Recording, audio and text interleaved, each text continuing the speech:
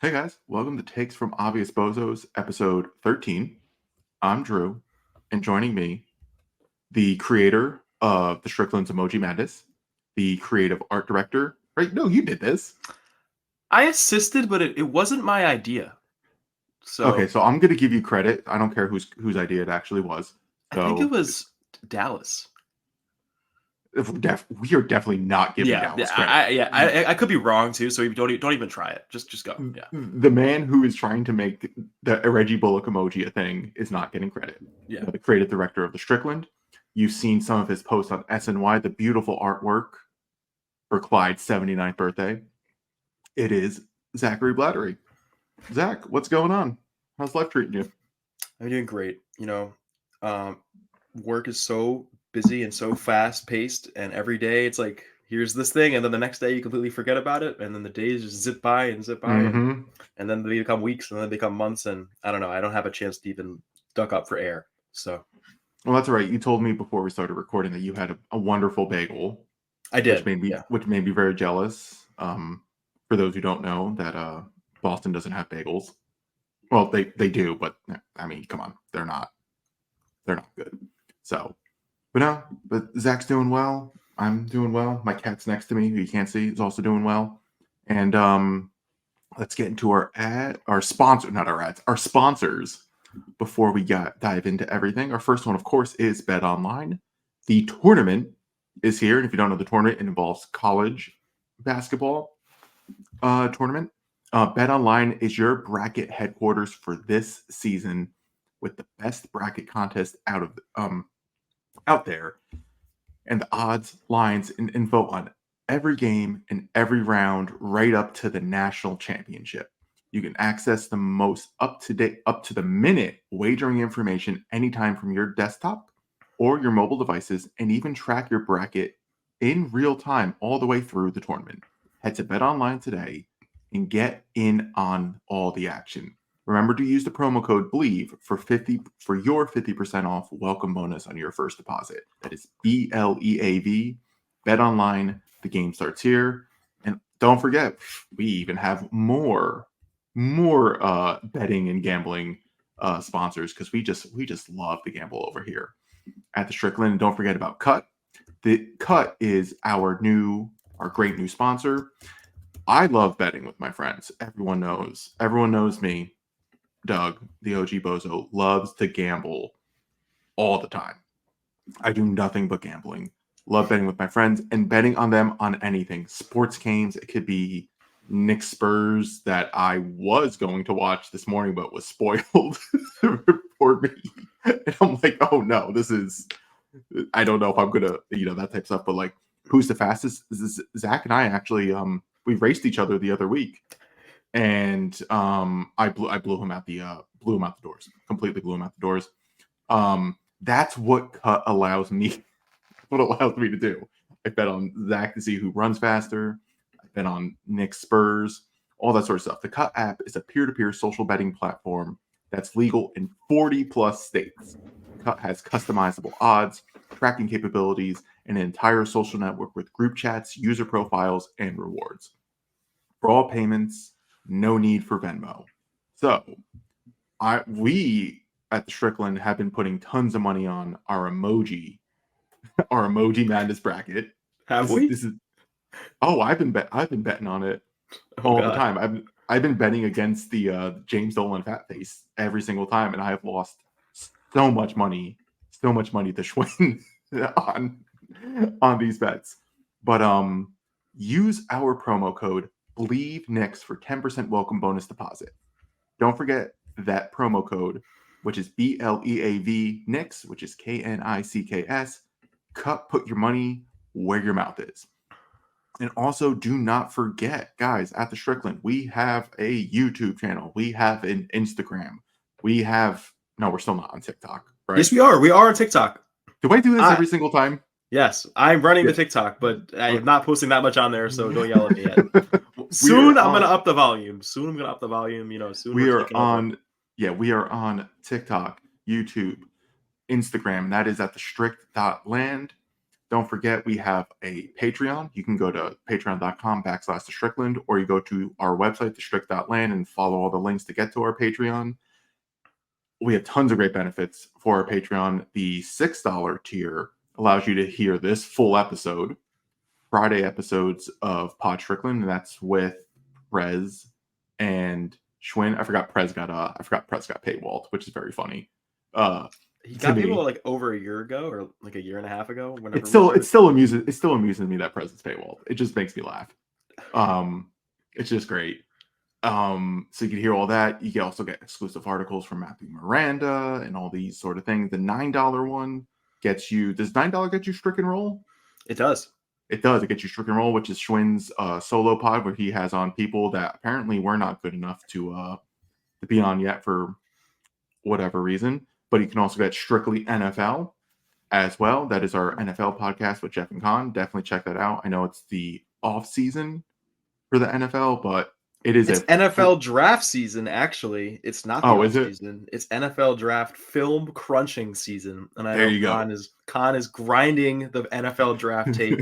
He's in the Strickland football channel every day with the draft analysis. So yeah, that never stops. So if you want to get into our Discord, again, go to Patreon, sign up for one of the tiers. You can get into our Discord where we have like I said, we have the Emoji Madness, which has been a hit. You get all the podcasts. You get to ask us questions that come on, takes from obvious bozos.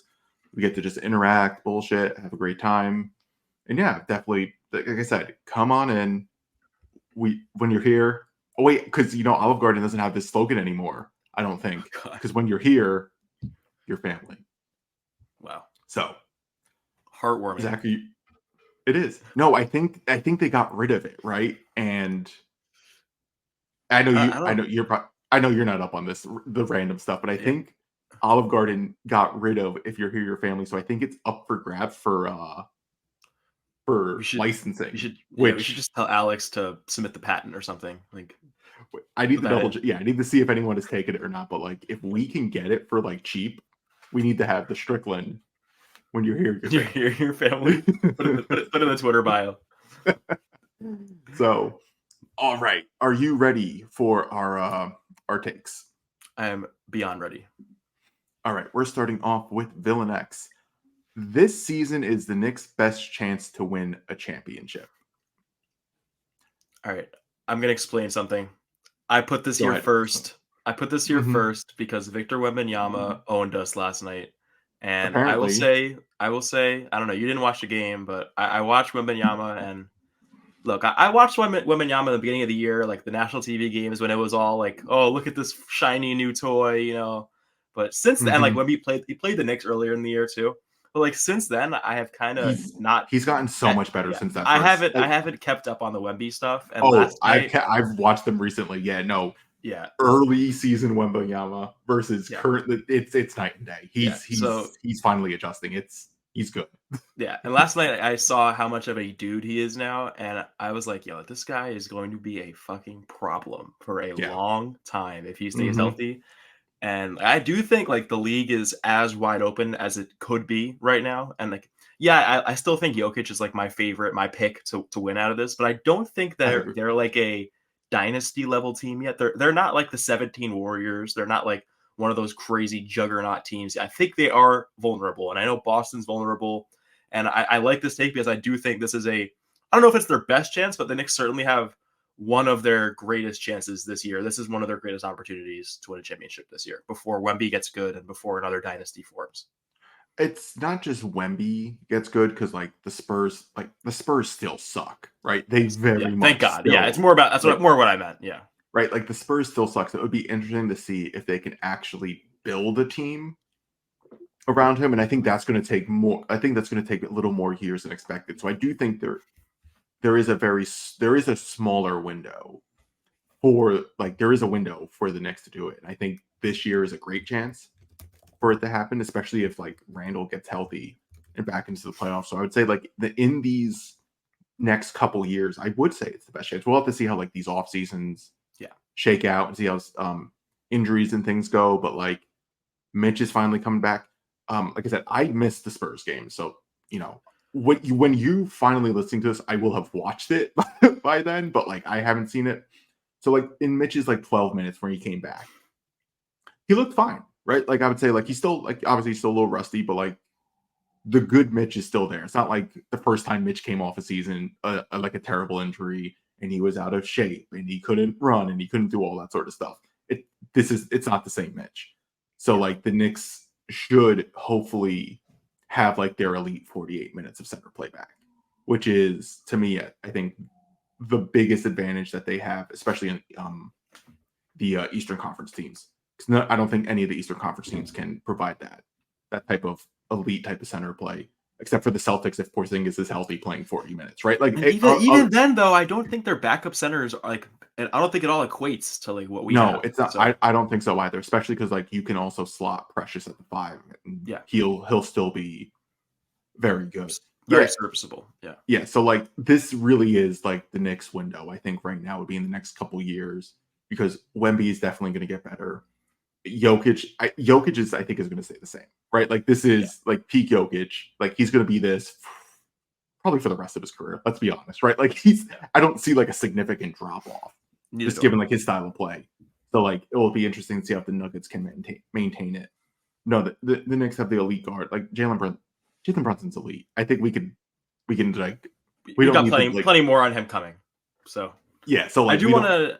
I have one last thing on the Mitch Wemby situation. You haven't watched the game yet, but I will say last night Wemby was the first center I've seen in a long time make offensive rebounding hard for Mitchell Robinson. Like there were a lot of times where those two were just a lot. I'm sure a lot of it goes to Mitch's. Like Mitch is definitely not 100% right now, and like you can tell he hasn't played in 50 some odd games, which is he also he doesn't have the lift right now, like the springiness that he usually brings. But there were some offensive rebound battles, some like tip-in battles between Wemby and Mitch, where Wemby was just sunning him, and I'm like, yo, I've never seen Mitch get dominated on the offensive glass like that before, and I'm very, very thankful that he's not in the East, and we won't have to see him again for another like 6+ months. Yeah, there's also like the inherent thing, like even as big and strong as Mitch is, and he's not 100%, so he can't necessarily get the positioning in. Yeah. Like when you're that tall and that long as like Wemby, like sometimes it just ultimately doesn't matter. You can just literally just rise above and hit, right. It's as simple as that's what he was doing. That's what he was doing all night. It's there's really not much you could do outside of like pushing the player back further, which is definitely Mitch can definitely do that. But like again, like what's Wemby 7'5"? I know they don't list him as 7'5", but like he's 7'5". Yeah, I think I was watching one of the Spurs games on League Pass. They're like 7'3" Wemby or whatever. I'm like, this. Like, give me a break. Come on, like, he's not 7'3". He's not 7'3". He made Hartenstein look short. Yeah, look really short next to him. Yeah, and Hartenstein is massive. Yeah, so, like Mitch and Hartenstein are huge, like huge, giant, athletic guys, and Wemby is significantly taller. No way. But no, they said like 7'3" center, and I'm like, no, he's not 7'3". Okay, so we have a take from Basketball Robot and our beloved Jerry Garcia. OG Anunoby is going to ask for the max this offseason, and then our beloved Jerry Garcia adds, and be worth it. So OG will probably ask for the max. He's not getting it. He's not getting the max. There's no way. He has too much. Like this is, I don't know. This is definitely a hot. I don't know if it's a hot take from Dallas. It may just be a bad take though at the same time. I will also provide the caveat that this was submitted during the 2 games that OG was healthy for, like in between the re-aggravation and the original injury. Like, okay, thank you for the context. Because this was submitted like after the Kings game where he was like playing, but obviously not 100%, but playing enough to where like he was making an impact. Yeah, and he was great. He won that game. He was awesome. And then like the re-aggravation thing happened in Portland, and we don't know where we're at. But I do think he will ask for a max. My tinfoil hat theory is that they'll negotiate something where there's a lot of incentives for games played. There's a lot of incentives for like minutes played, and there's a lot of like it might be a very, very high max contract bottom line number, but it probably won't be all guaranteed. And I don't think there's any other way to do this. I don't think you could give him a full max guarantee contract with what he's done so far. And like he's gotten to New York, and yeah, we know you're awesome when you play, but Hmm. You've missed more games than he's played, right? I think so. If he hasn't done that yet, he will very soon. He'll break that Very mark. soon, yeah. Yeah, and you can't just like give that guy a blank check. So It's tough because he's definitely the elite role player type yeah, guy. And I don't mean that as like an insult. Like Rudy Gobert is like the elite role player type center, if that makes sense, right? And he got as much money as like humanly possible, right? Just because of just like the impact. Like it's not flashy or anything, but just like teams are better when like the Knicks are just significantly better with OG on the court. It just everything clicks in a way that just never clicked before because he is just a perfect like outlet because like you can collapse on Jalen Brunson or Julius Randle and they will without hesitation just kick it out to OG and he can take and all the shots that he wants and he'll he make them. makes those like corner threes very very often when he Yeah. So doesn't have a right. screwed So up it's elbow. like yeah. So like he may not get because I think there was some discussion that OG wanted like maybe like a larger usage or a larger role or anything like that. He may not get like he might not get different types of usage, but he will get as many shots as possible. Like Jalen Brunson is totally fine, even though he's an elite scorer. He's totally there's games he'll have like casually drop 8 assists, 10 Yeah, assists. yeah, Like he's fine with passing the ball. They're fine, but like the Knicks are totally fine passing the ball. Dante will get up his shots. They don't care. Dante can shoot. They'll let him shoot. So it'll be interesting to see. He's definitely worth it. He has the impact of it. I don't see it.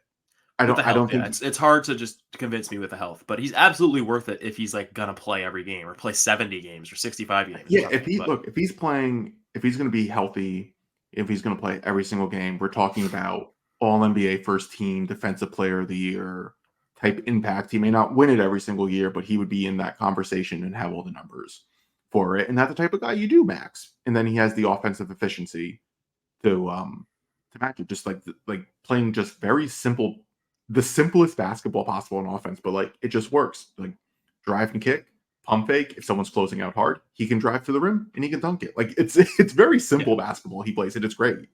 So, all right, Stacey Patton has. If the Knicks had Deuce McBride instead of Alfred Payton, they would have beat the Hawks in the 2021 playoffs. Which version of Deuce though? that's It's exactly what I was thinking. Like this is a very fun and great take. If it's like this Deuce that we're seeing, like 2024 Deuce, yeah, yes, obviously we probably beat them in obviously, four, probably beat them in 4 or 5.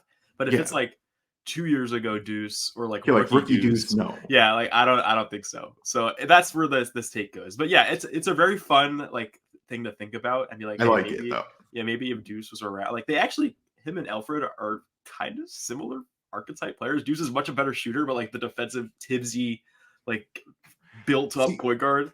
I don't know. it's But that. like No, Deuce is so much of a better offensive player than him. But I don't think they're the same archetype in that Peyton, Alfred Payton, when he was good, right, in air quotes, like good, yeah, like when he was like basically when he was doing like triple doubles for the Orlando Magic, he was he did it basically for like us. Yeah, triple double for yeah, us. yeah, like there is.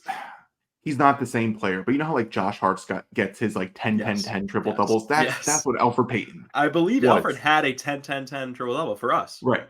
I Like gotta look that's into that, right. but I Like think he did. so he's like an even shorter version of Josh Hart. And Yeah, like, but but Josh Hart is just a significantly better version of Alfred Payton and the bigger version, the more like just the better version of it. Deuce, it's really funny because like we were all when Deuce was doing this in the G League. We all know this, which is just very amusing to us because he was putting up like 30, 10, and 10 in the G yeah. League. And we're like, will it ever translate? It's translating now. And it's also kind of there is an annoyance for me too about this as much as I love the Deuce thing. Clearly, Brunson and Quickly could work, right? It's We all basically what knew. We all we knew. all We knew. had yeah, like So like it's great to see that Deuce is becoming that. It's also really interesting to see that like Grimes was potentially just like a system guy yeah. almost in a way, right? Because it's like, well, Grimes isn't doing this anymore. Like Quickly and RJ are putting up their numbers in Toronto, right? So clearly there was a level of like these guys are good. And everyone and then Deuce was like, we're like, oh, so what's Deuce? And they were just like, no, just when we give Deuce an opportunity, he'll show up. And And they he believe had. that. They believe that they probably had long believed that even before they made the OG trade. They probably were like, "Hey, this is something we need to invest in, something we need to experiment with, something we need to see." I So agree. And it's worked out. You know, it's also funny with Stacy submitting that. Stacey was very much in the Deuce draft, being like he's like the best point guard. I think there were a couple of people on the Strickland staff that was like, no, he's Prez. yeah. Prez There had was him like number no, 9. yeah, like he's legit, and he fell, and thank God he fell. Basically, right now he's Yeah. locked up for a couple years. He made 9 threes in a game. That was crazy. He actually Which didn't was shoot well in crazy. San Antonio, but like his shooting right now the past couple weeks has just been like at another level where I never thought he could reach. And it's But the funny part was he was doing it. He did it in college. He did it in the G League. Like he's done this, and it's just really funny. Now there's like he has all the confidence in the world. You see it too. Like he has yeah. all the confidence in the world. His defense has slipped a little bit though, but I think that comes with like when you that get comes with the the added offensive. offensive stuff, like it's just you don't have the energy to like go Yeah, out and and he's just and Tibbs is playing him full games, so like yeah. I get it. But like Deuce becoming like what we see right now is truly great, and the Knicks believed in him clearly, and they gave him a shot. They literally were just like, Grimes go, quickly go, RJ go. It's okay. We have Deuce. And Yeah. he's lighting it up. It's been great. This is like I'll get this quick, but this is a take Schwinn had shared once. I don't know if it was like on a pod, but Deuce has had his minutes screwed over multiple times. But the two biggest ones were like last season before we had traded for Josh Hart, but after we had made the rotation change, like from December 4th to February, I don't know, like whenever we did the Josh Hart trade, February 7th or something like Mhm. that. Deuce was in the rotation, and like he was Yeah. he was the 9th man, and he wasn't a star in the rotation, but he was a very, very important and productive player for us, and a Yes, he positive player was. for us. Yes, he was. He always And then was. when Josh Hart got here, it was right back to the doghouse. And Josh Hart was awesome and worked out well for us. But if you're Deuce, that's like not something that most guys would take well. Like I played well and your team just went out and traded for a guy to replace me. Like, what the hell is Mhm. this? Then the next season, it kind of happened all again because we did this when It happened all again, and then you know what? It panned out. it panned out. He stuck through it, and He it stuck through worked. it, and he's capitalized. He's in the rotation. Like he's in Yeah. the rotation. Like you If can't. I really think like this is like a indictment on the character of these players, but if Grimes had went through that, I don't think he would keep his head up the whole time and like just stick it out. Like Deuce has Here's the just dogged thing. this out the whole time. Grimes did it. That's the whole Yeah. thing. He Yeah. did it. When he got He lost the Dante job to took his Dante. chain. Dante took him and was like, yo, Dante just bodied him. Dante was like, yeah, Yeah, and Grimes is like, well, what the hell? yeah, And it's Grimes like, just kind of checked buddy, out. Yeah. and he checked So out, and it's like, buddy, like Dante was playing better than you. Like, yeah. sorry, And like you had your chance, Grimes. Like we gave you multiple chances with Dante in the building to like show us that you're worth of this spot. So whoa, how'd you do that? I don't know. I put up my thumbs up and like caught it as something, but I don't know. That was weird. I don't know. You saw that, right? If you're watching No. on video, I like just made a thumbs up. Or if you're not watching on video, I'm sorry. I made a thumbs up gesture and like some thumbs up icon just popped up on our screen, and I have no idea how I did that, but That's there you amazing. go. But That's what you get for watching on video. yes. Stacey Patton, Deuce would be the best player on the Nets. Deuce McBride be the best player of the Brooklyn Nets. That's the take. I Yeah, mean, no, McCall is like, yeah, so talent wise, sure, but like, can we get away with saying this? Yes. yes. Would he be their starting point guard? Yes. Yeah. Who's even starting point guard for them? I don't even know. Schroeder starting probably. Oh yeah, Deuce would be Deuce would be in the starting lineup. Like that's who's the other point guard? It's Schroeder and like who else? Oh, Dennis Smith, our guy DSJ. Oh yeah, Dennis. We know he's better than Dennis Smith. Yeah, we already know that. Yeah, Deuce would be the starting point guard for the Nets, and they would be a better team. Like they would just be a better team because he's a better player. Yeah. Jax365 has the Nets have the worst outlook than the Wizards right now, from the draft picks to tradable players. Don't the Nets have a bunch of draft picks though? They do, but they're not theirs. Like they don't own a Brooklyn Nets draft pick until 2028. That's rough. Yeah, they don't control their own destiny. And like that is the worst spot to be in my opinion. And like I think this is a great take from Jax. Like not only do they not control their own destiny, like they don't have their own picks, but they also don't have a young player who I'm like enticed to buy long term. They have some nice young pieces. I like Day'Ron Sharpe. Cam Thomas is a talented player.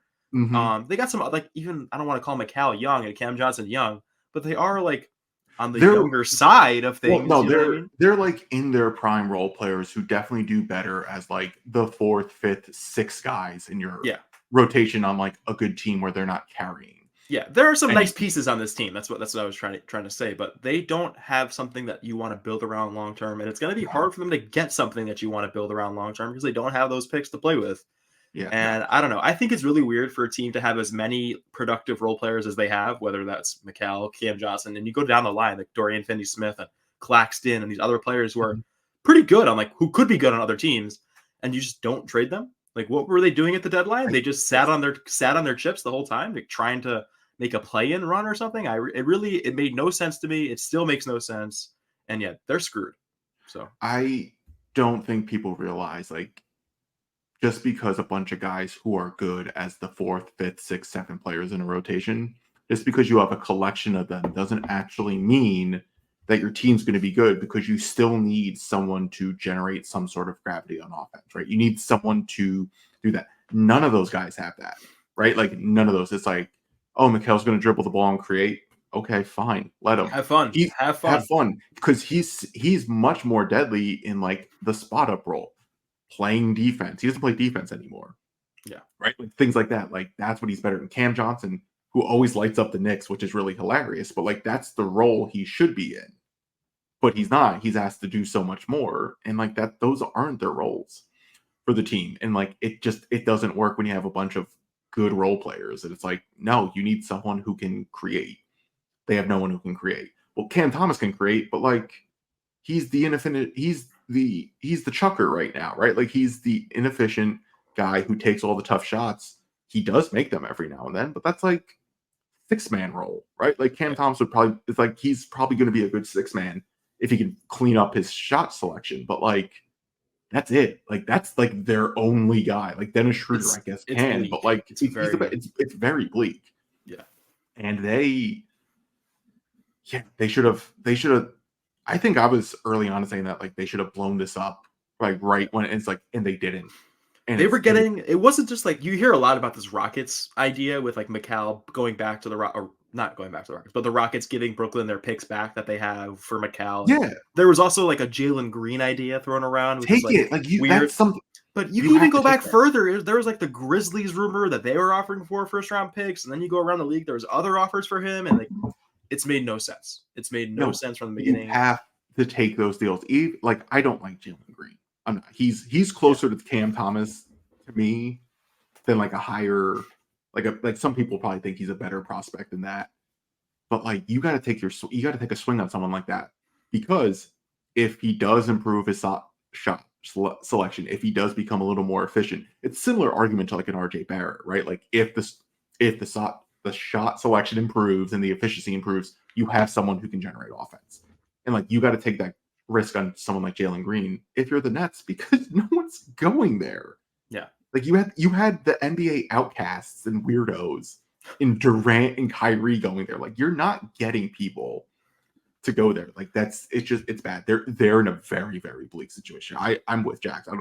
The Wizards may be worse, but like they're the Wizards. No one cares. But And like they have their picks. They have their yeah picks, and like they don't have like a nice young player to build around, but they do have some young players. Like they some intriguing like 20-year like I like Koulibaly and Kispert's a nice young piece. He's not that young anymore, but he still is a yeah.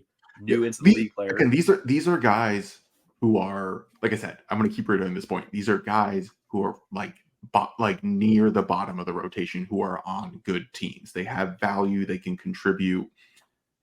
They're not the main guys. They're just not. They can't do anything for you like that.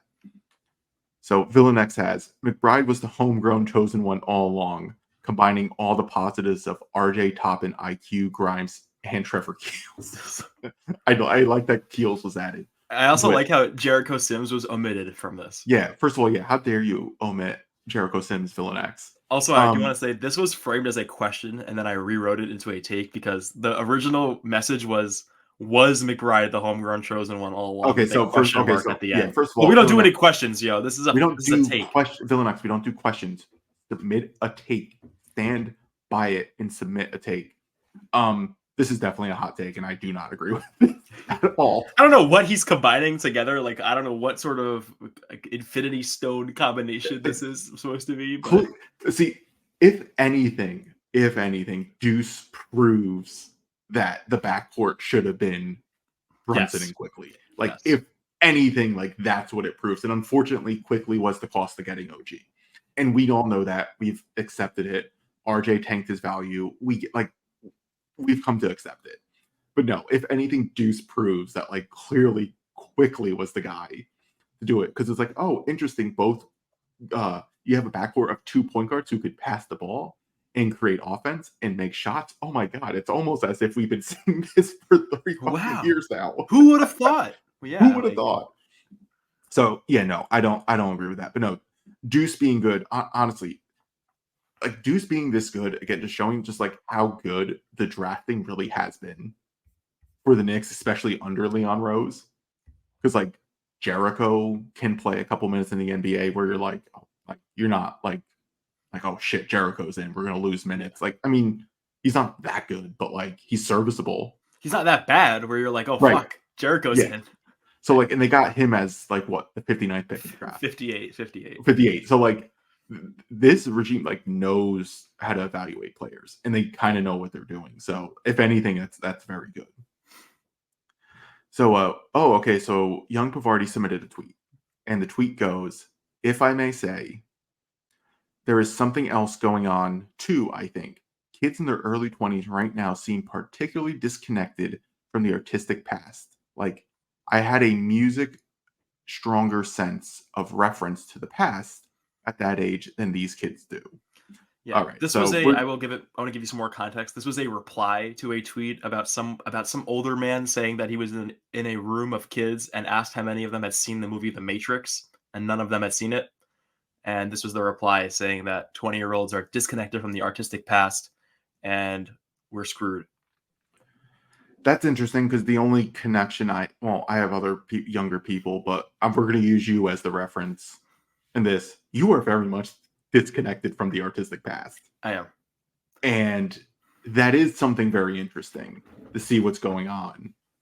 I don't think this is necessarily a hot take, I don't think it's but a hot like, take at all. I can explain my theory for why this is the case, though, and it's okay, not like some Einstein theory. It's so this is basically where we're gonna. I know you didn't go for it, cut it up this way, but like how the minutes have gone, we're gonna cut off to the okay. Go ahead. Yeah. version. But no, I want to hear what's your theory.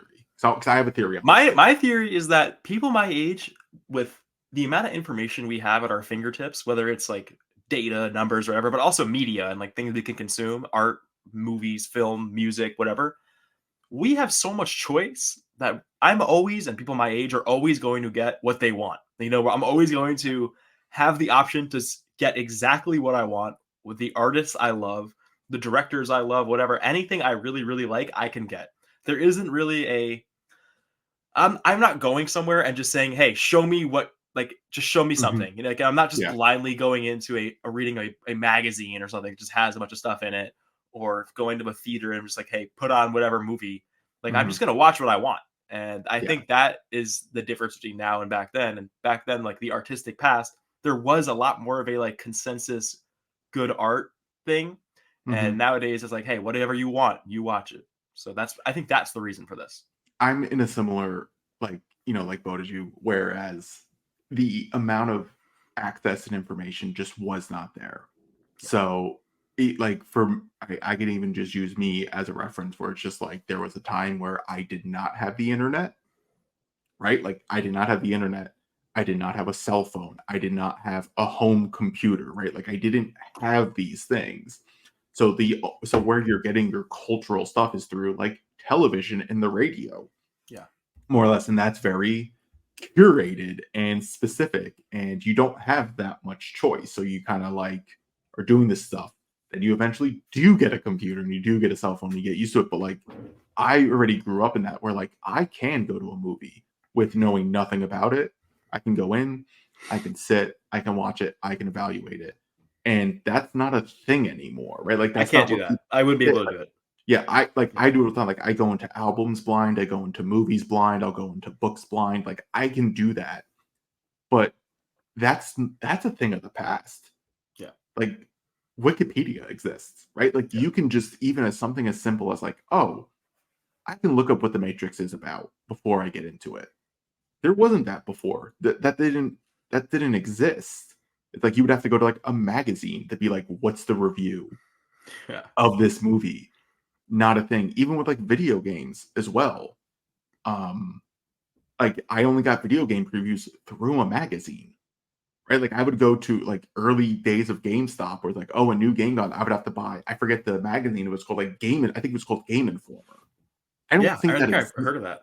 Yeah, like I don't think it exists anymore, but like that's how I got my information on games, like through a fucking magazine. Yeah. So like it's I'm with you. Like I think that's what it is. It's just like it's not the same. You have access and information. You have all these different social media platforms that can basically clip all the relevant things for you. Like you can look a movie at like Saltburn. Like I very much enjoyed Saltburn, for example, because I didn't know anything about it. But if you cut up and you'd be like, oh, here are the 5 main scenes in Saltburn you need to see, well, guess what? You don't need to watch the movie anymore. Right? Like you don't need to. Because like it hits on like all the specific things. And that's what social media has done. And like it is what it is. It's unfortunate, but like we're in a different time Yeah. now. And honestly, you just gotta my thing is like, you just roll with it and get used to it. You can That's what I've done. So right? You make fun of the kids. Maybe they'll do it. Maybe they don't. It doesn't matter. It's okay. We're just going to keep bullying you into being like, watch Lord of the Rings, watch The Matrix, and you're going to be like, absolutely not. I don't give a shit. And that's what the world's yeah. going to be like now. I think for someone like Schwinn staring that, like, hey, we have to be boomers, and that's okay. Yep. So that is where the free preview is ending. Again, go to patreon.com/Strickland. You can hear the full episode and all the other amazing takes. You can submit these takes, all that good stuff. See you on the other side.